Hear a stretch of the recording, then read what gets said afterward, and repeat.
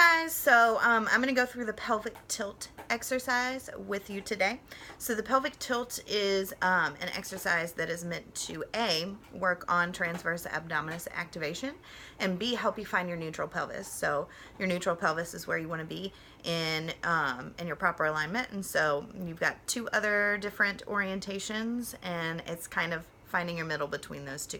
So you use this in the core plus floor connection march as well at the very beginning of the exercise. So I'm going to lie on my back, feet flat on the ground, and I'm going to put my hands right here on my hip bones.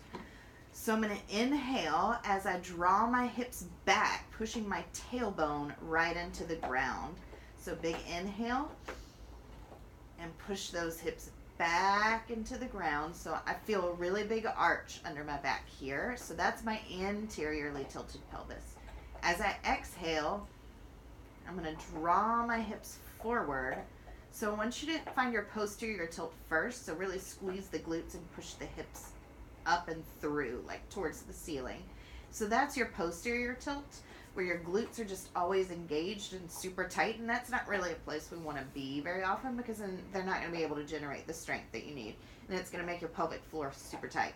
So, and now I'm going to find my middle position, and that's kind of in between my anterior and posterior tilt, where I've got a natural curve there in the spine, and I can feel these belly muscles engage. I can also feel that my pelvic floor is able to hold things in a little bit better because it's in a stronger position.